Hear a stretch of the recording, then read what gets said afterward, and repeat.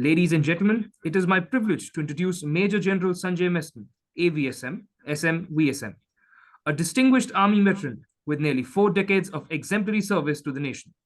Commissioned into the Mahar Regiment in 1981, Major General Meston has commanded formations from the rugged frontiers of Sikkim and Jammu Kashmir to the deserts of Rajasthan and led key operations during some of India's most critical security challenges.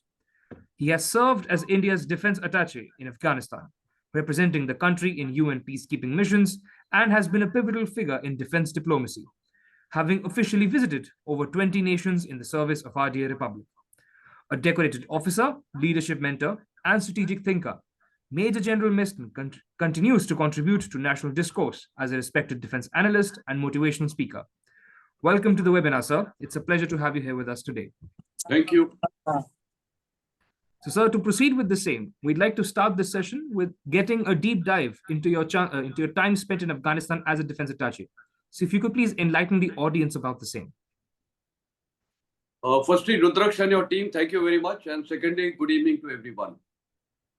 I will just commence my discussion, and I will like to highlight certain observations, key observations. Of course, there are plenty of them. When I was in Afghanistan, I always felt and thought why the Pakistanis are creating trouble always in India and of course in Afghanistan. And it made me think, and of course, I remember the day I joined that place, and I was in Kabul. I came across an Afghan gentleman since I was to stay in a hotel, and of course, ISI agents were all around me. This Afghan, very senior person told me, very aged, he says, we should attack jointly Pakistan and finish off this artificially created state. So I was wondering why has he told me? And of course, during the course of my deployment there, I came across many Afghans and I could see the hatred by the Afghans towards Pakistan. And let me highlight, Pakistan is the most hated nation by the Afghans. So there is no Islam or Muslim factor in this. So that was my first observation. But anyway, I yet kept wondering why Pakistan is fomenting trouble. And therefore, I went into their shoes. And then after a lot of discussions and interaction with people, I came to one conclusion. Pakistan always was a state which was created artificially, and it was created in that atmosphere, which it always considered India as a big power and always had that fear that India can do anything. So therefore, it had two major perceived fears as a state. Number one, that Pakistan, surrounded by two strong countries, Afghanistan to its west and India towards its east, they always felt that if the two countries, which are strong countries, and they attack them, this nation will be finished. And this was their perceived fear. Second fear was that they always felt that Durand Line is the most vital issue for their survival. And the day Pashtuns revive the issue of Durand Line, the Afghans will crush them. And of course, India will also exploit that situation. Now, I would start with the second fundamental of the Durand Line. Now, in Afghanistan, I obviously did a deep dive into the history. And now if you go back in elections of 1937, the first provincial elections ever held in India, only there were 11 provinces. And mind you, Muslim League was that time under the patronage of the British India. They failed everywhere miserably. And now I'll concentrate only on those three provinces which are as on date in Pakistan. One, Sindh. Second is Pakistan, Punjab. Third, Northwest Frontier Province. And of course, Balochistan was an independent state that time. So this was not even part of that provincial elections. Now, what were the results in 1937 when the elections were held? Muslim League in Punjab got only one vote out of 102 votes. They lost miserably. Number two, in Sindh, Muslim League 0. In Northwest Frontier Province, Muslim League, 0. And therefore, this was the hit they got.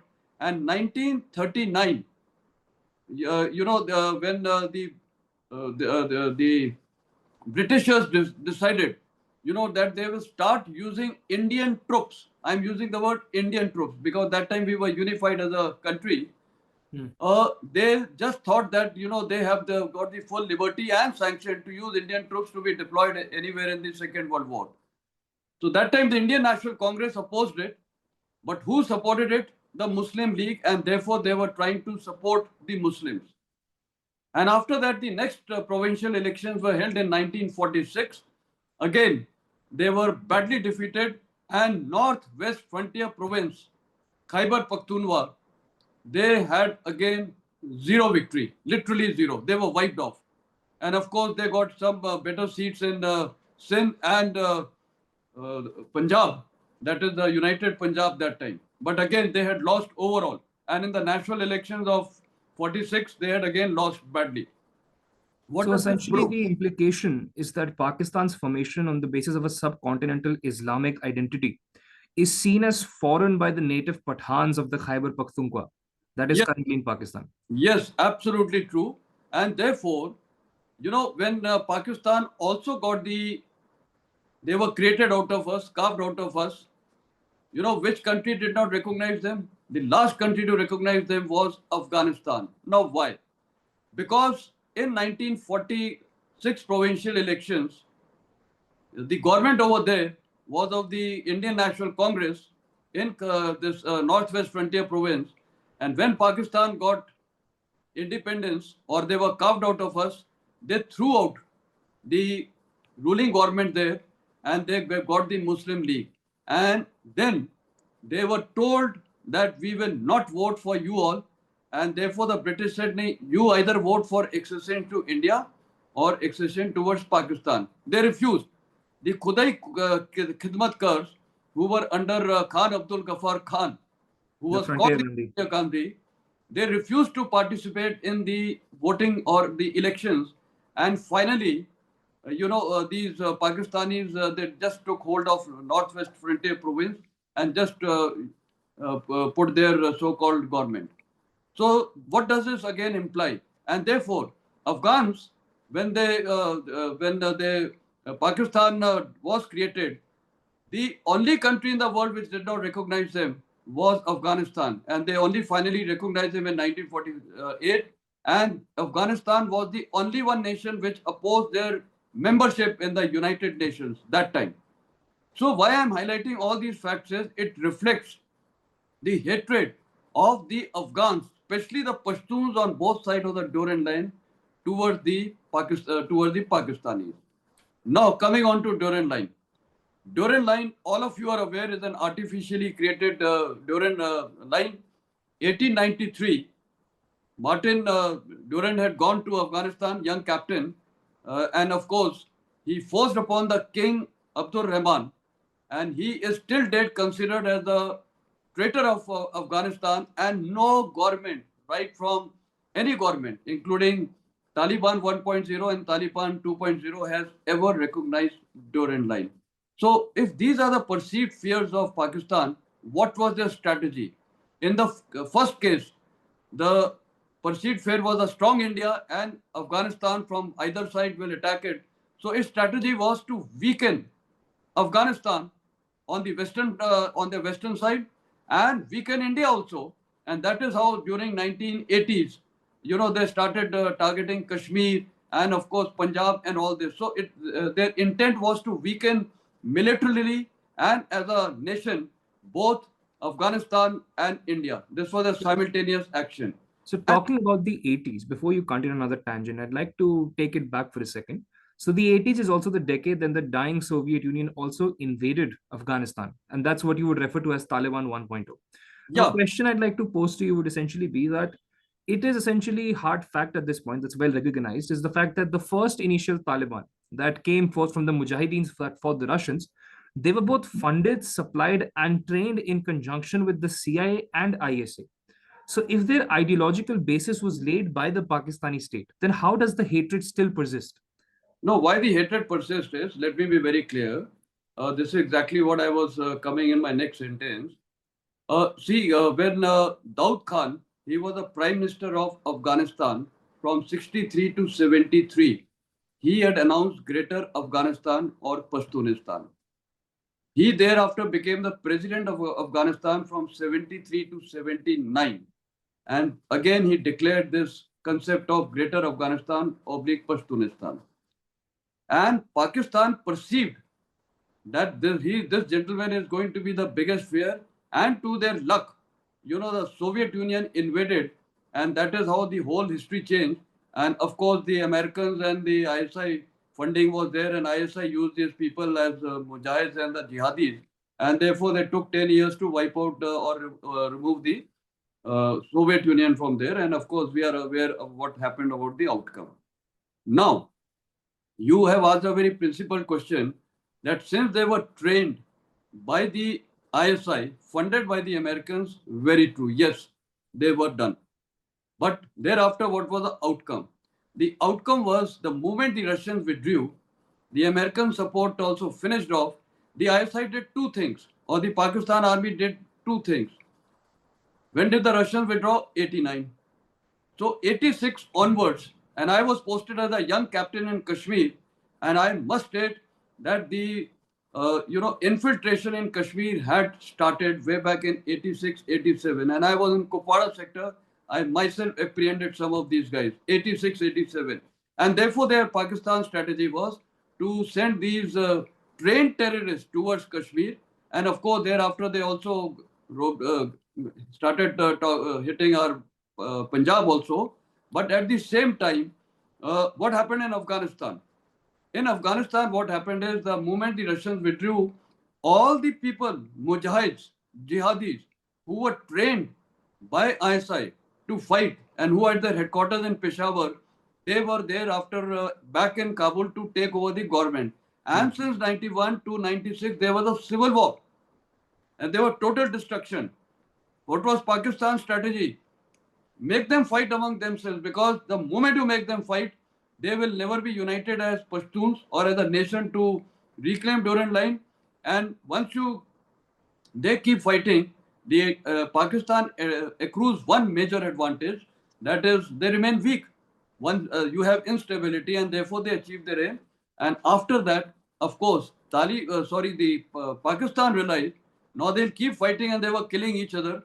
So therefore they created this Taliban, and Taliban was inducted, and from 96 to 2001, you are aware, the Taliban 1.0 was there. And which was the first country to recognize them? Pakistan.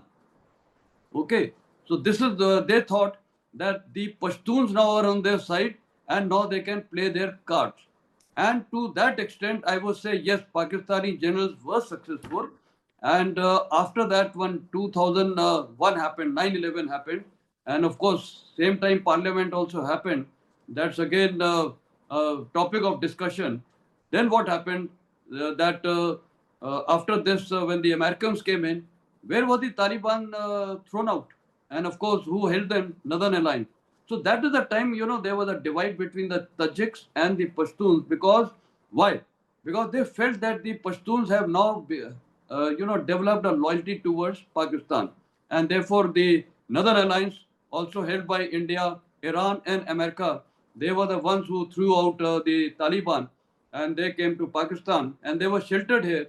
And that is the time, of course, India International Security Assistance Force was there. And now let me tell you, since I was there from 2011 to 14, what was the outcome of the International Security Assistance Force? I must state there was stability to quite an extent. Things were moving. I saw Afghan women, they were driving.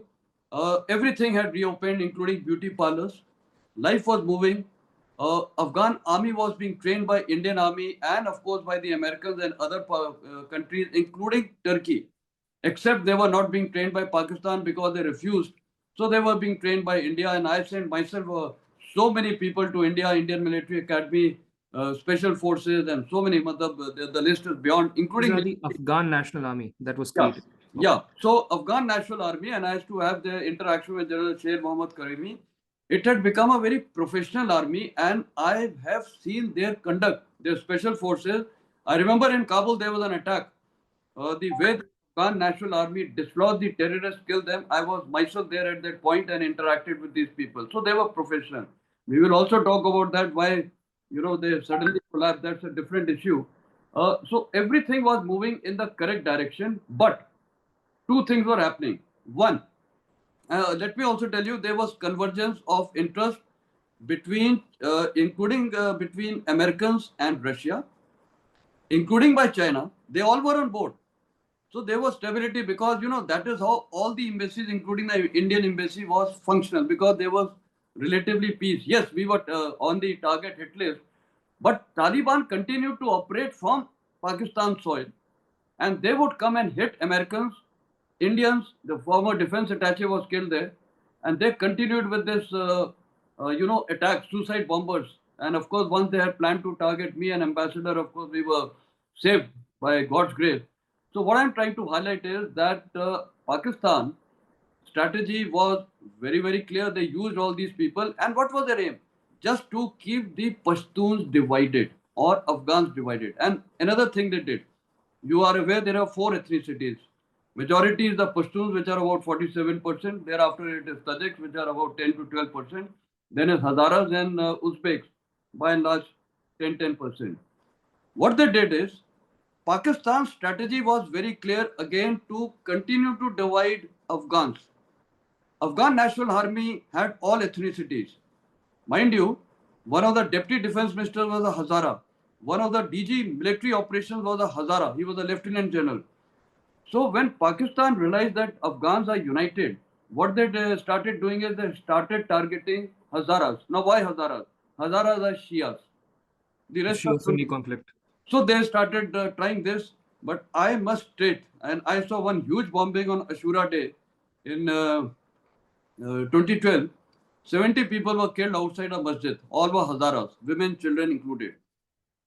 But the nation was one. I never saw them getting divided. So this is what again hit the Pakistan very, very badly. So Pakistan's strategy was continue to divide Afghans, and the same strategy Asim Munir even borrowed on his speech on 16th April. Hindus and Muslims can't coexist together. So their strategy is what the Britishers did: divide and rule and keep the people divided. So unity either in Afghanistan and unity either in India spells disaster for the survival of Pakistan. And this is exactly what Munir is trying. The present generation is also trying to keep them divided, keep us divided on communal lines and all lines, and therefore it will suit Pakistan. Pakistan is not interested in either the Afghan Muslims or either the Indian Muslims. They want to be a leader of the Muslim world, which they cannot. They are just fooling the whole world, because it is the Pakistan army which is calling the shots, and they are misleading their own people. Suicide bombers. If I tell you the stories, how they make these children, young boys and girls aged 12, 13 as suicide bombers. So their strategy is very, very clear. Now, the question which So you have before asked we is, continue that, yeah, you also yeah. mentioned embassies, you mentioned national strategy and the divisibility. As a given the time constraints, we'll have to come to the strategic relevance of the modern instances as well. Now, as you've seen recently, that the whole division of the Afghanistan state, it essentially collapsed the moment Taliban 2.0 came into power. What we observed was that the galvanization of the Afghan people in throwing out the foreign yoke, or the narrative that the Taliban spun, that has come to power. Now, what we're seeing is a unified Afghanistan calling the shots in the region, right? They're attacking Pakistani outposts, they're using American military surplus to outgun the Pakistanis as well. Now, so I'd like to ask you this essentially. What do you think? How is it the fact that the Taliban foreign minister has visited India, given the turbulent history between the organizations as well? What do you make out of it? Yeah, I make out one thing very clear.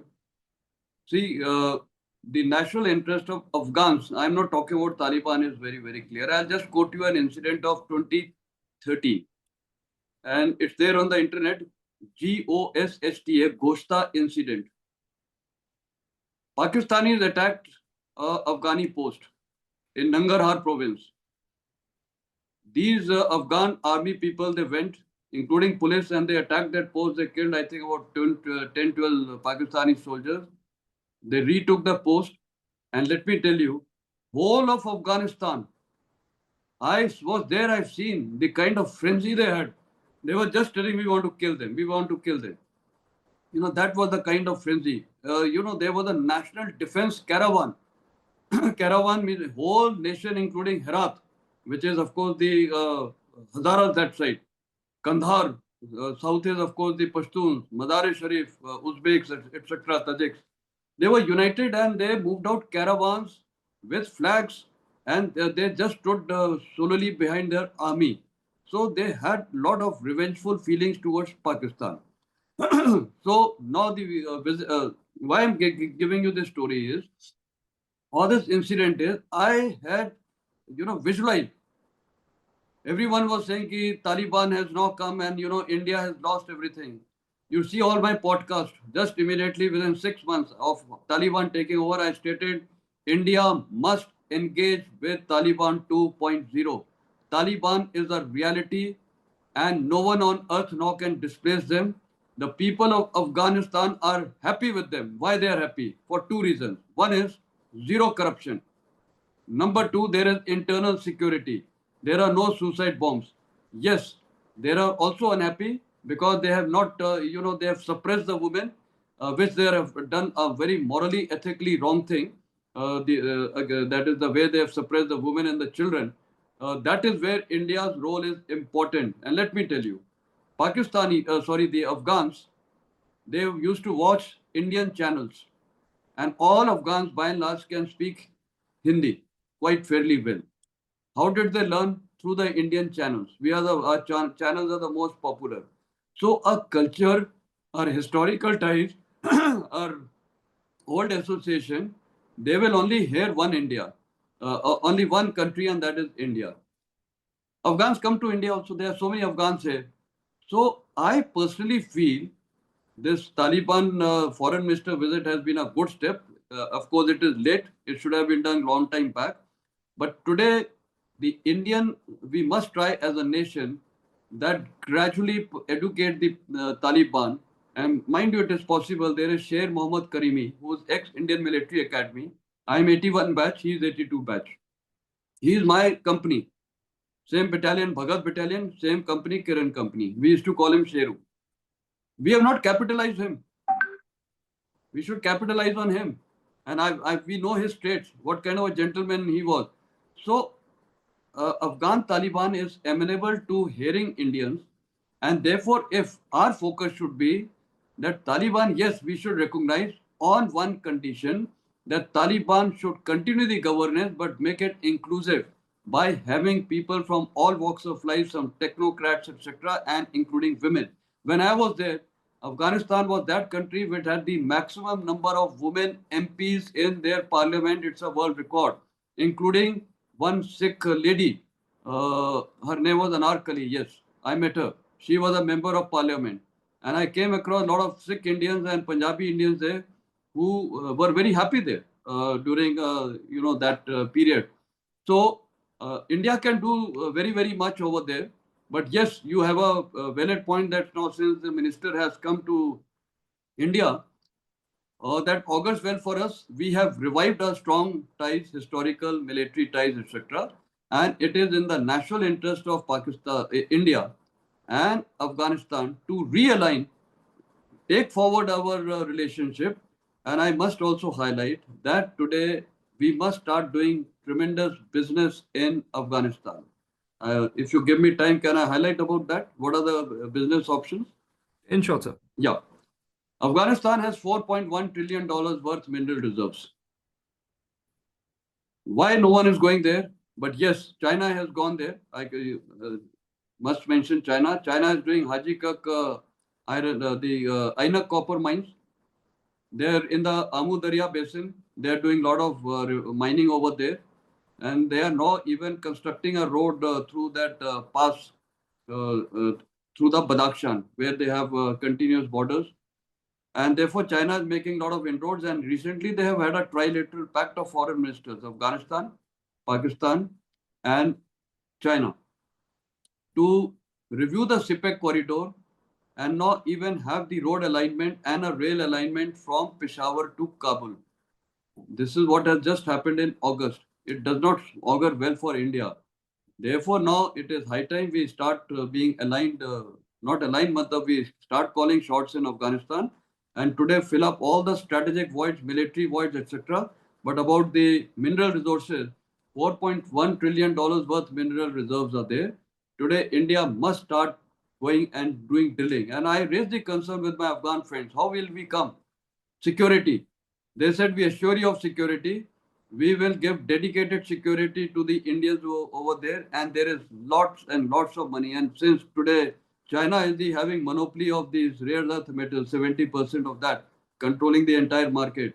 Why can't India go there? We have to look for these resources. Unfortunately, we are not even thinking about it. So on other sectors also, we need to think of engaging with Afghanistan, and I think it will come out in the question answer sessions as to how, and including military field, what all engagements we can do, uh, including building up their air defense capabilities, air assets. Because now it is high time.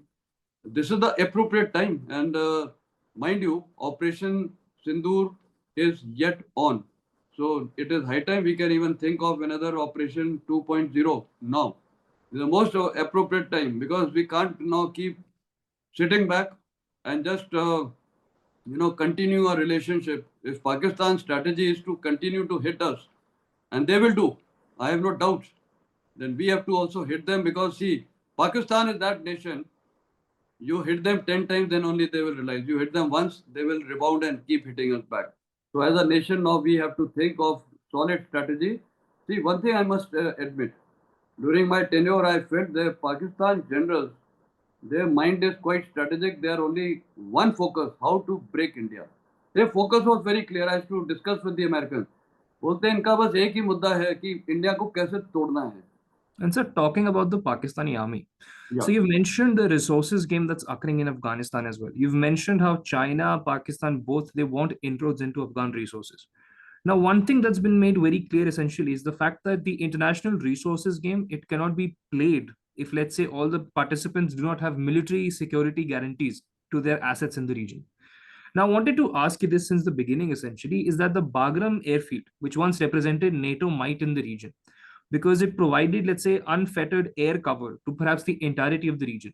There have been undercover reports that both the Pakistanis and the Chinese have been showing interest in capturing the same. I'd like you to elucidate upon that the same thing, and perhaps could there be an Indian tangent on the same as well? That perhaps the Indian Air Force one day shall fly sorties from the same region. A good question. Firstly, Bagram, it is beyond the capability of China and Pakistan to capture it. I know the Afghans, they have defeated the Soviet Union. They have defeated the Americans who were there for 20 years. So no one on earth can defeat them, and they have national pride. And a child, even at the age of 3 or 4, I have seen children just having Klasky, rifles with them.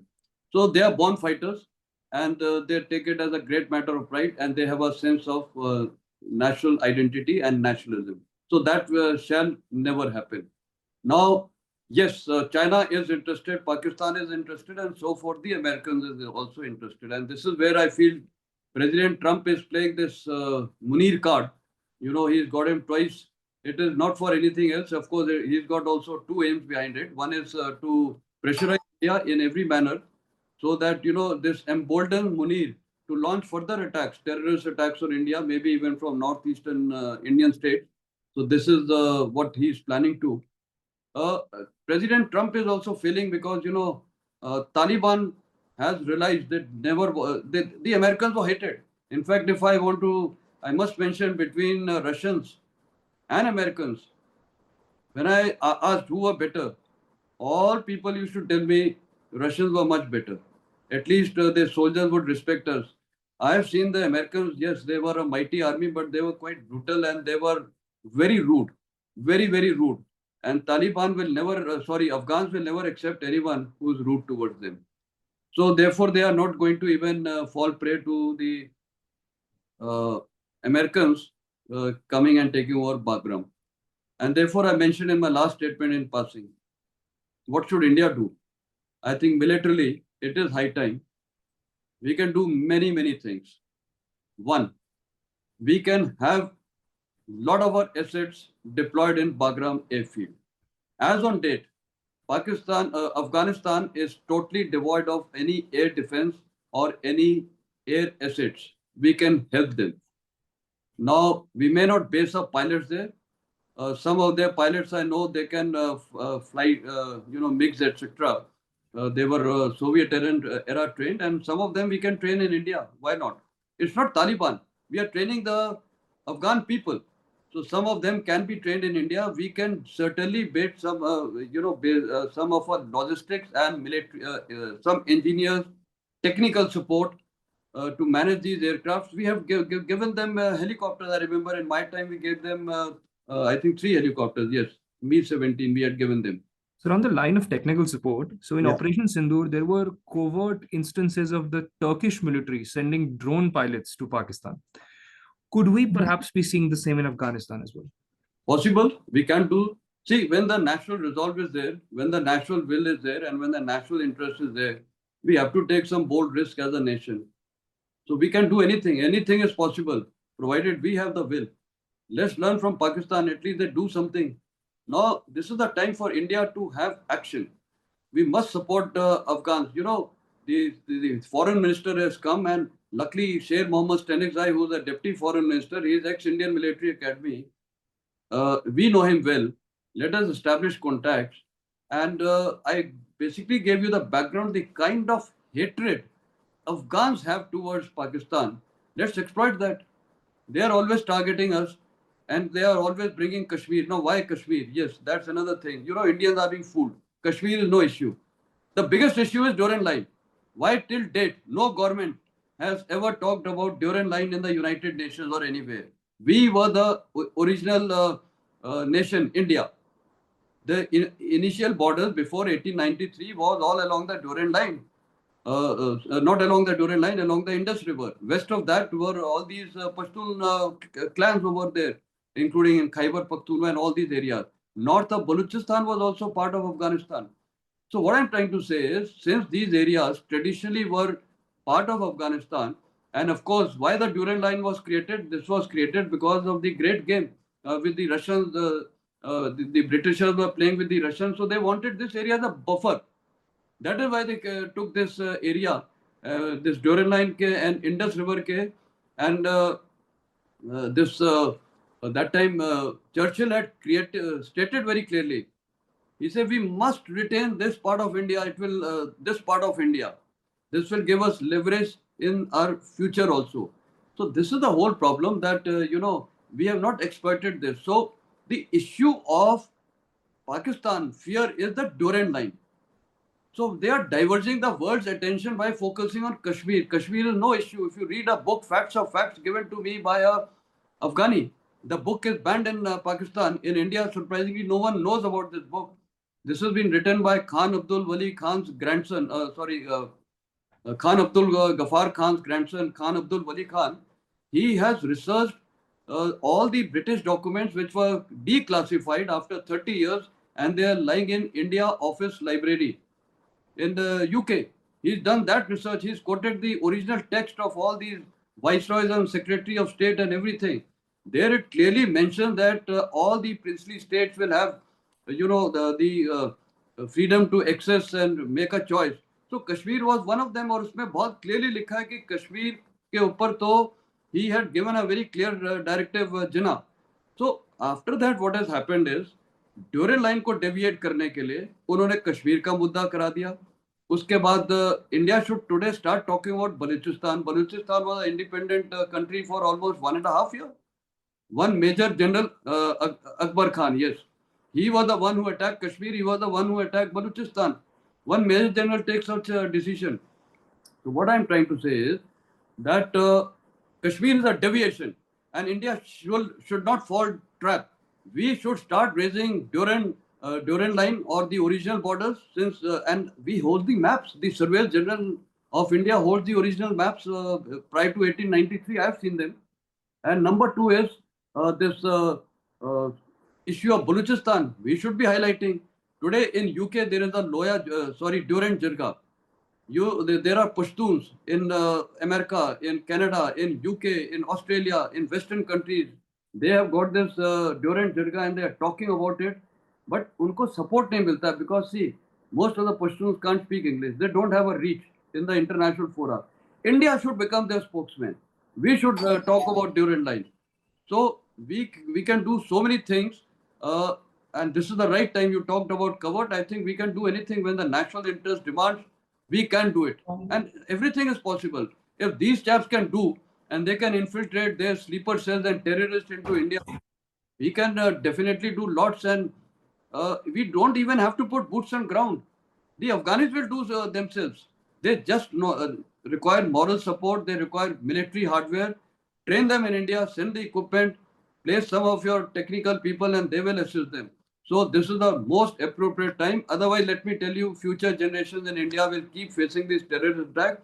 This is the right time, once and for all, to sort out Pakistan. And let's, I would say, this artificially created state, I think it needs to be just disintegrated back to Baluchistan, back to Greater Afghanistan or independent Pashtunistan.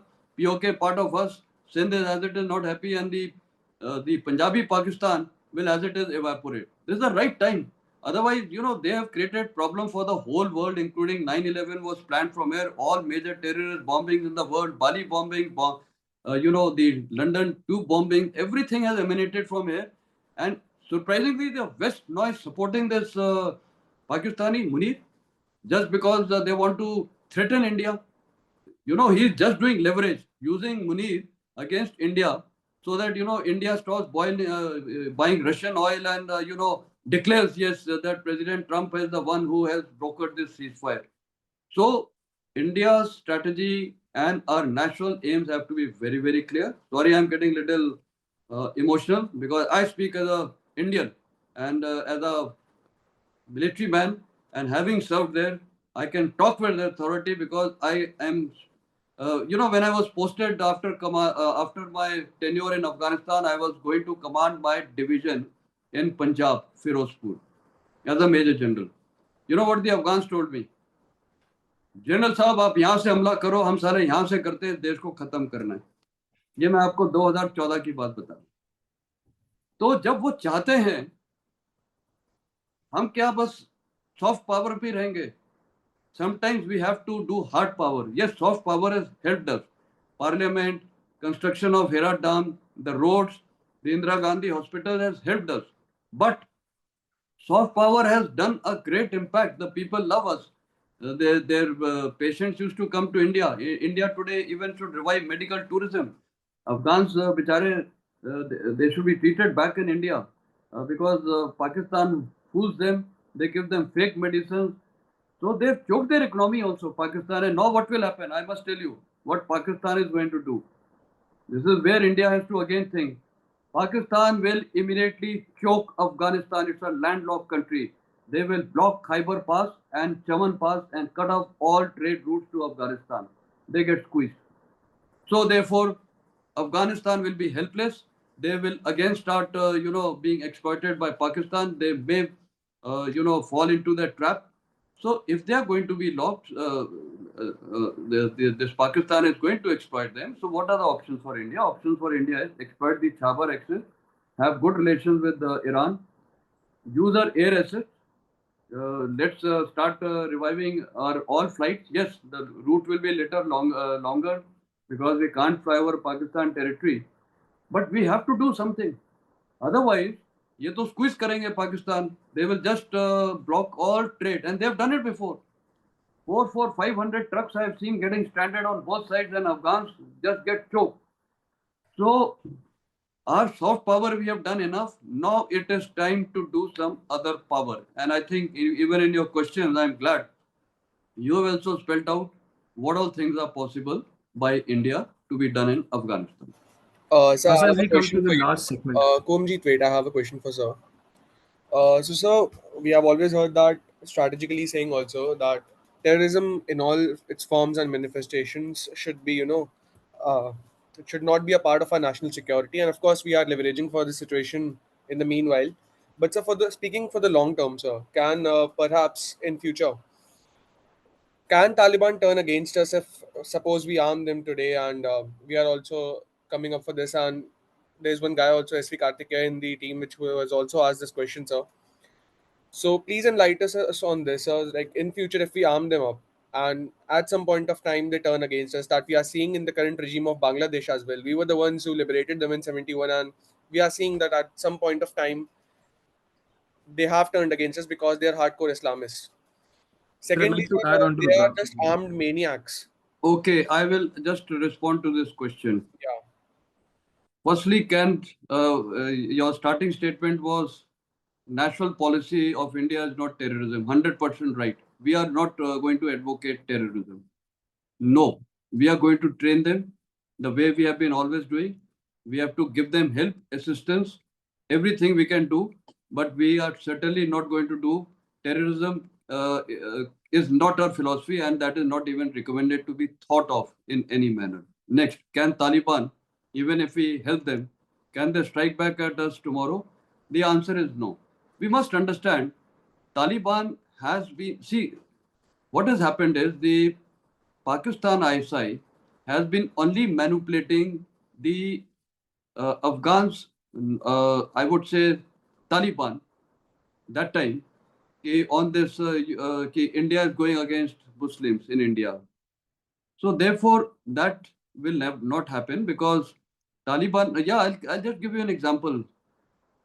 Can you ever believe when I got 37 odd people from Afghanistan back to Indian Military Academy, who were very old timers, except Sher Mohammad Stanix, could not come because he was part of Afghanistan, Taliban. They were governors of Ghazni and all these people, they came. You know, when they came to Indian Military Academy, they and their wives were in tears. Number two, they told me, General, we would like to visit Akshardham Temple and Humayun Temple. This has come from their hearts. We did not force. And they followed all the rituals, our customs, and they went to these temples. And let me tell you, their wives also went and they were so happy. So Taliban was, or the Afghan population was only misled and misguided by Pakistan by always bringing this Islamic factor. They are misguiding Indian Muslims also. Exactly this is what they're doing. So now it is our time to educate them. See what the Pakistanis do, they show them some bad things happening in India and they show to their suicide bombers, India ye kar raha hai. We have to show what Pakistan is doing to the Muslims and especially Afghan Muslims, Indian Muslims, how they have harmed us worldwide and start showing them with evidence. And of course they are aware about it, but sometimes visuals make more of an impact. So I doubt Taliban will. In fact, we have to change the narrative. Narrative should be go for a greater Pashtunistan, Afghanistan. Go for a Pashtunistan. That narrative we have to play. So it will suit us. Today I was in a debate with some Pakistanis on Times Now. You know what the Pakistani was telling, ki you should be grateful to us. Ki we are a buffer between you. That means they're trying to say ki terrorists are Afghans. No. Let me tell you, historically we have been such great friends. Do you aware? No one in India is aware. King Amanullah Khan, who was the ruler of Afghanistan from 1919 to 1929, his daughter's name is Princess India. Her name is Princess India. She was born in Mumbai. She is now almost 93 years. I had met her in Kabul. Unfortunately, no Indian knows about it. The government of India is not aware about it. That time I had given a proposal, invite her. We had slept over it. So if she would have come, imagine what a news it makes. Princess India visits India. Then people would have realized ki how, that Muslim narratives of fail ho jata. Dusra, they were always telling me, bring your actors and actresses to India, to Afghanistan. Whole of Afghanistan line up ho jayega. Taliban bhi aa jayegi us samay. They were fighting. So use this power. They are crazy for Indian actors and actresses. They were telling you get Shah Rukh Khan, Amir Khan, or this Abraham, John and all, John Abraham. So they were so these are the leverages. We have such strong leverages. This is what we have to do. So Taliban attacking us, no. We have to change the narrative, do what they want. दूसरा, आपने बांग्लादेश का बोला. See, Bangladesh what has happened is, to some extent, I think we have also gone wrong in our visualization. I went to Bangladesh as a colonel, and General Deepak Kapoor was the army chief. I had accompanied him. And we went all over Bangladesh, including to the military academies, Chittagong, Hill Tract, and everywhere. The kind of love and respect and honor I saw from their civilian, including the armed forces, towards the Indian Army and the Indian Army chief and towards our country was amazing. I'm talking of the year 2008. And their army chief was with me in Mozambique. He was that time as a colonel and I was there as a major, and he happened to be the army chief. So he recognized, or either way we recognized each other. So we have functioned together in the United Nations. I think Abhishek, Colonel Abhishek was also here in this group. He would also vouch. He was in UN headquarters in New York, and he was ADC to General Deepak Kapoor. And we both have served in so many UN missions. I've myself served in UN missions. One of the best friends were the Indians and the Bangladeshis. So why suddenly the thing is changed? Because the ISI made inroads there and they revived the Jamaat-e-Islami. So usme, it is not that Bangladeshis have changed. It is because someone has exploited their sentiments. And of course, probably that's a point of discussion, what we did and where that lady is. So that is also, so that's a point. But let me tell you, Bangladesh, perhaps somewhere we have also, we should revive a strategy, I feel. People to people, they are very, very happy. Maximum people, Bangladeshis, they travel to India. They again come for medical, they are tourism. मतलब मेरे को याद है जब मैं Mozambique में था, Rwanda में था, इन यूनाइटेड नेशंस, मेरे साथ बांग्लादेशीज थे. You know what they used to tell me, sir Hindustan का और बांग्लादेश का तो कभी लड़ाई नहीं होगा, बट कभी अगर हो जाता है तो अगर हम प्रिजनर बन गए तो हम आपका नाम लेंगे, उस समय आप जनरल हो गए तो हमें आप छुड़वा दोगे and you will give us good treatment. So those people are very different. They are not Pakistani. Yeah, you have to go into that background. Why did they fight for their freedom? So Bangladesh can be yet the course correction can be done. We have to understand what are their pinpricks. And Jamaat-e-Islami has been revived by Pakistan ISI. So hum kahin na kahin to we have to reconsider. So I personally feel that helping Taliban or helping Afghans is not going to backfire on us. Yeah, next question, please. Now, sir, we've come to the ending segment given the time constraints. And before we finish, sir, you mentioned that generals ought to have good foresight. And now that you're a military man yourself, sir, the final thing I'd like to ask you is this. Could you make certain predictions about what is to come for our dearest, let's say, not so friendly neighbor state? What would happen to them in the coming decades? What's going to change now? Okay. Firstly, yes, generals need to have foresight. And I can say with great pride, Indian generals have that foresight. And if someone has been following me on the TV channels, I've been making one statement very clearly, that India needs to develop a strategic culture. This is what is the most important. Right from a political leadership to the armed janta, they need to understand what is strategic culture, what are the issues affecting India, and what are the strengths, and how does Indian Army operate. People, let me tell you, Abhishek may be in this group. I have seen in my entire army tenure, for us, our thinking goes beyond what no one even thinks in the normal course. Right from young captain days to major days, any exercises we used to, talk about alliances with each country, how India can do. But where is the reach? Who hears us? No one. This is the whole problem. Decisions are, the system is MEA dominates. Today, I would like to ask you a question. This person had come. Ambassadors, ex-ambassadors were called for a dinner with Mutaki. Why not former defense attaches were called? When in these kind of countries, in Iran and Afghanistan, the army is valued. So in our nation, the armed forces need to be valued. So generals in Indian Army, including all officers, we have a great foresight, we have a great vision, but we need to be heard. And I think the way to do that is have a National Defense University. There is something known as National Security, Benz Group in US, Business Executives of National Security. This is in United States. In India, people are doing business, but they are not aware. अब शुरू हो रहा है धीरे धीरे कि what is the armed forces requirement, so we have to mesh. So as a nation, strategic culture एक आना चाहिए.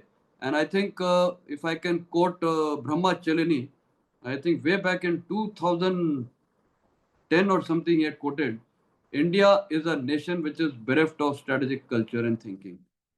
So let's take on from Brahma Chalini's statement. Now, what changes one can visualize? Very difficult to answer because no one can really answer this question. But I feel that India is a rising star. There is no doubt, provided we have to maintain our internal stability. External forces want us to be divided on communal caste lines. So I make a statement, United India spells disaster for Pakistan, and even for the rest of the world. Whether it is Trump bulldozing us, no one can do that when we have that national spirit. That is point one. Point two is what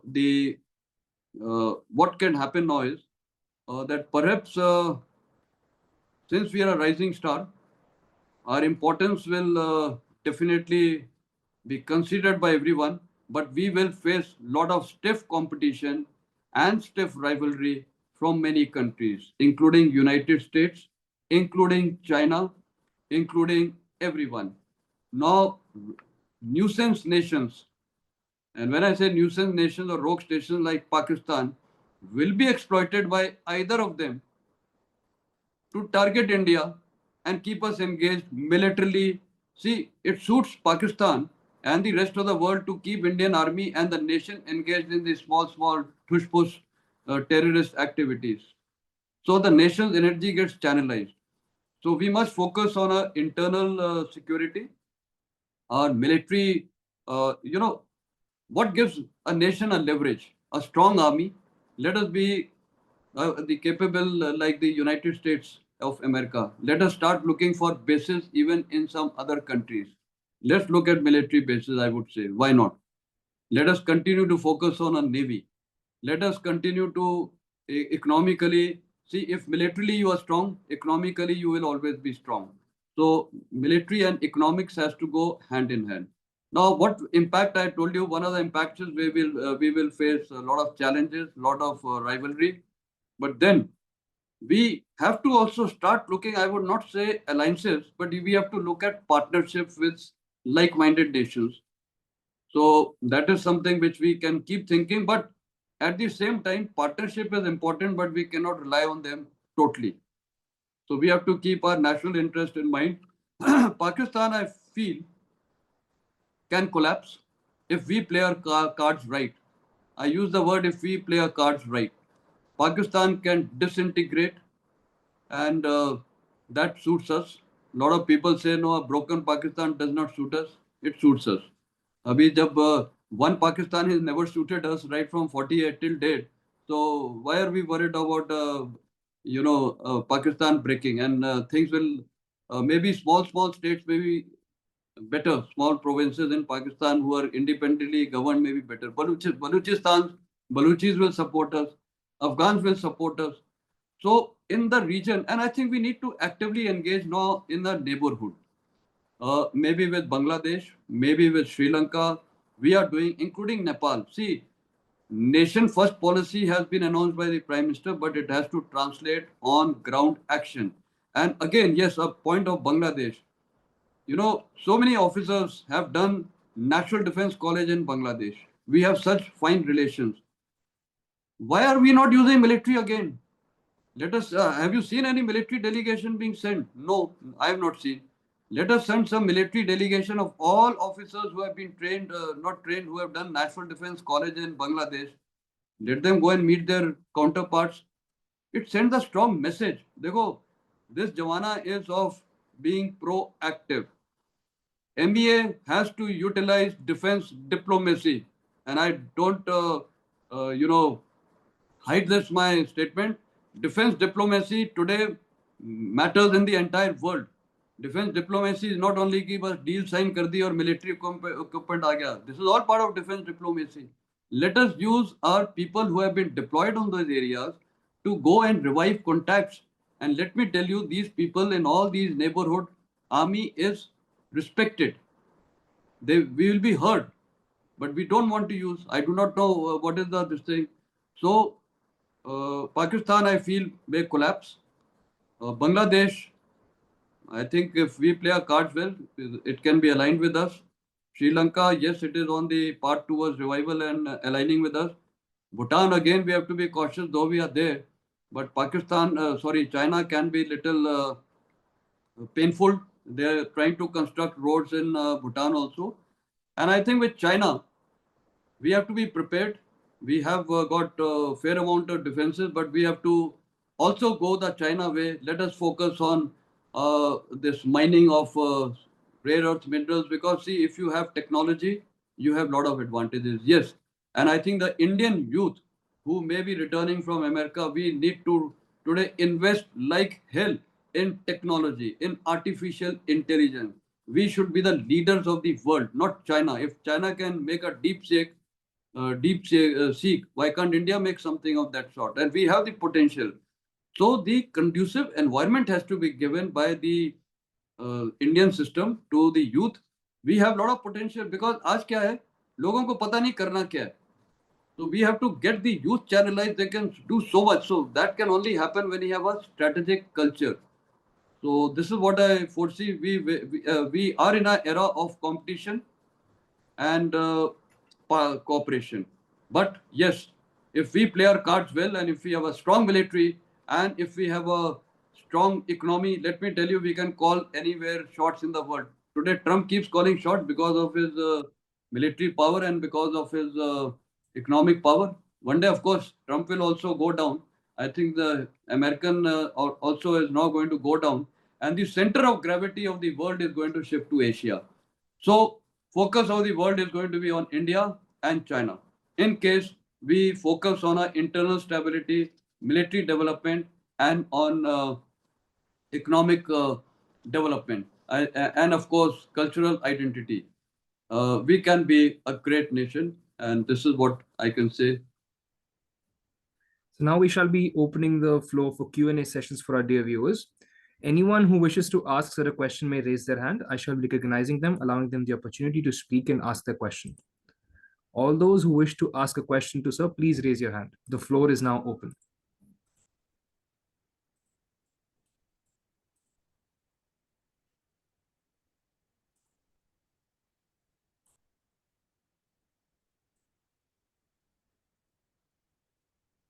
In the meantime, we have someone text in a question in the chat box. They've asked a threefold question. First, is India also maintaining contact with the anti-Taliban factions like the NRF based in Tajikistan? We don't wish to repeat the same mistake in Bangladesh, of course, of putting all our eggs in one basket like the Awami League. Besides, there are no reports of Pakistan reaching out to these groups. Therefore, is India keeping connections with the same? Yeah, I think India needs to keep connection with everyone. It's very, very important. See, Tajikistan, if you all are aware, we had a base. It was, we had a big leverage there. We had a base. Our aircrafts were deployed. Our Air Force personnel was there. It was known as Aini base.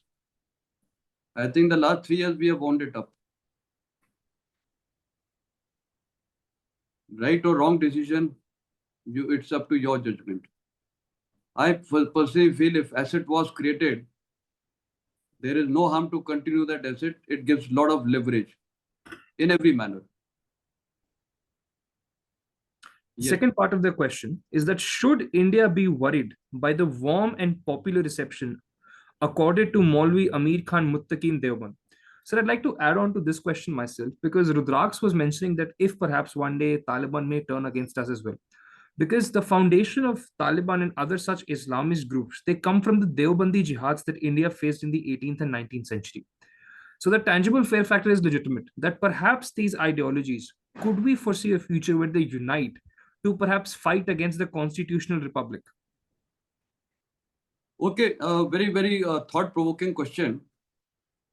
If I answer it in the larger context, India as a nation, and especially the Hindus and Muslims and other communities, have existed peacefully since 1 century. 1857 mutiny, the Indian Muslims and the Indian Hindus, they jointly fought it out. When the Indian armed forces were fighting on behalf of the British in World War, our soldiers from India, which included both Hindus and Muslims, did exceedingly well, including Sikhs. They did brilliantly well. They were one of the most respected people or soldiers across the entire world. They did brilliant, whether it was Haifa in, Israel, or in Burma campaign, or in Italy, Rommel campaign, anywhere. So that is point one. So what I'm trying to say is that the background was that if we have coexisted, why can't we coexist now? That is point two. I think we as a nation today have to take a major decision. There are two ways now for India to handle what is going on, and I mentioned internal security situation is an issue. Who got this idea of two-nation theory? You read this book, Facts are Facts. It is the Britishers. The seeds of communalism in India were sowed by Britishers. And if I read some statements from that book, this is that book, and this is quote in, I think, 18th.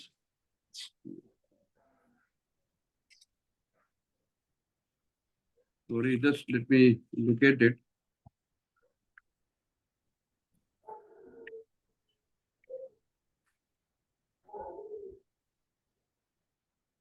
Anyway, I'll have to just look for it. So basically what it says is that Hindus and Muslims are one nation. Something of that quote was too good.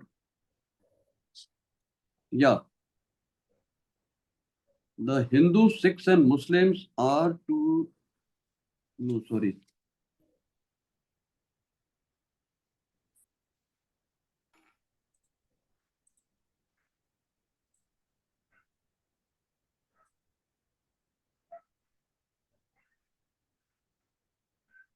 So anyway, I just can't locate it right now. So basically it, I think, this is a statement of 27 January 1884. When the British had started playing this communal divide issue and this two-nation theory, and you know what they were telling the Western world, including Americans, that we can't leave India because they are not allowing us to leave because they have a communal divide among themselves. This narrative was created by the Britishers, but the statement is we. 27 January 1884 by one Muslim fellow, we Hindus and Mohammedans should try to become one heart and soul and act in unison. In old historical books and traditions, you will have read and heard. We see it even now that all the people inhabiting our country are designated to term one nation. Yeah. Remember that the word Hindu and Mohammedan are only means for religious distinction.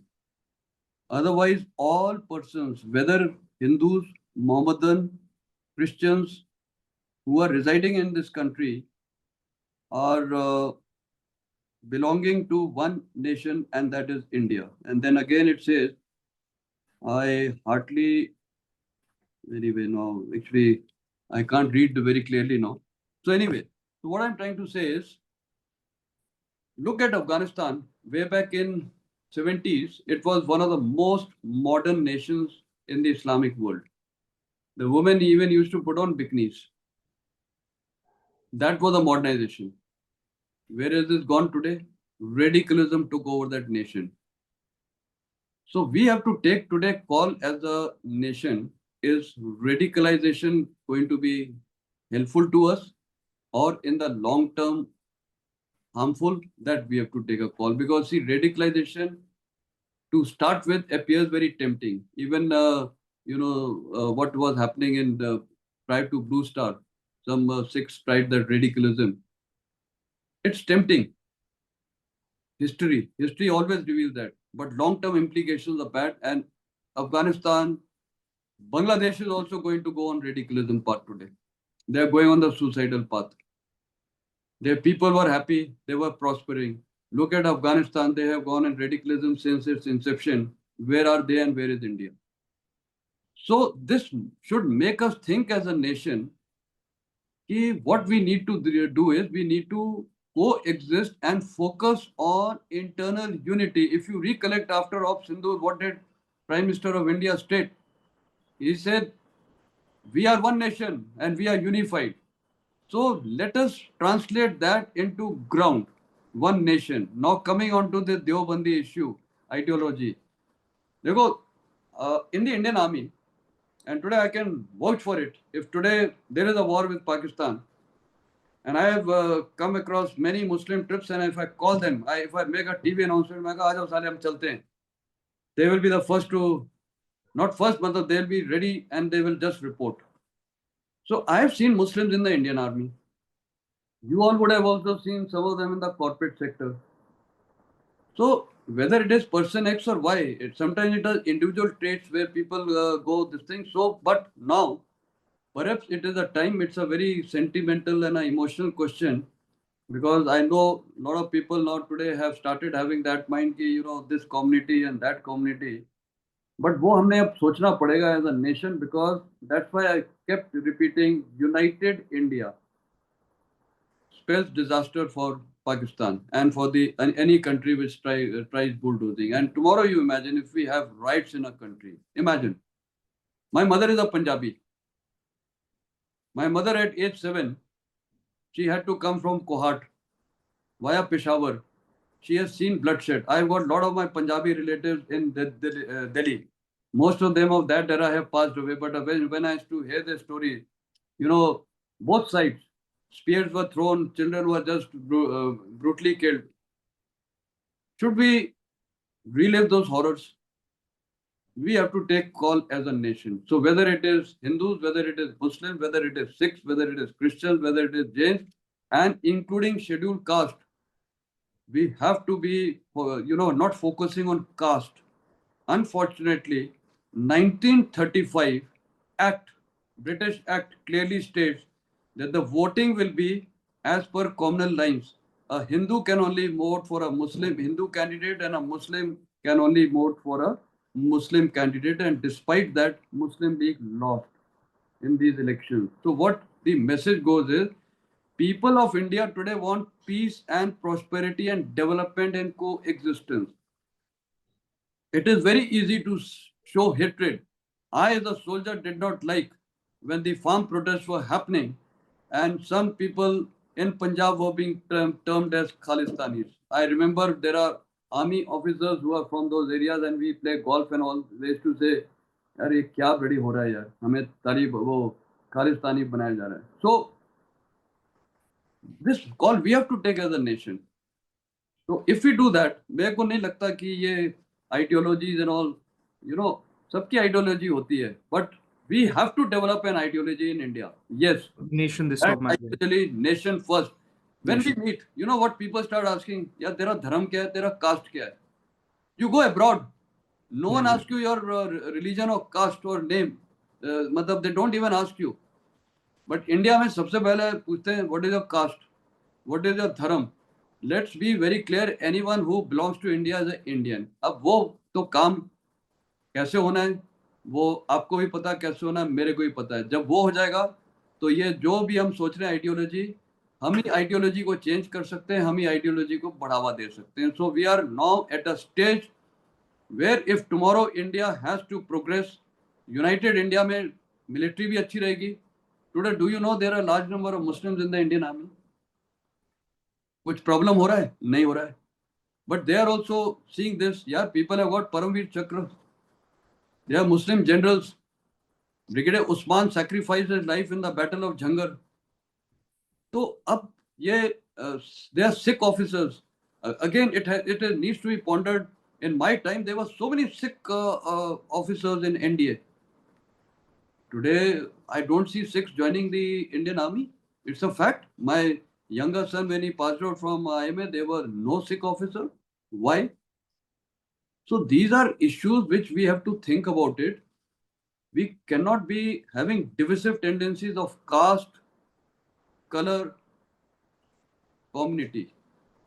And so on this nationalistic note, we'd like to end the seminar given time constraints. Thank you. I believe the conversation was very productive for all our viewers here today.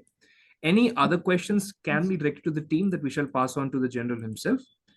At this note, we'd like to once again thank everyone for joining. We'd like to thank Sir for having such a beautiful conversation as well. So thank you, Sir, personally from the GeoJuris team itself. It was a wonderful conversation having you today. And at this note, let's end the meeting here. We all may leave now. Jen, Sir.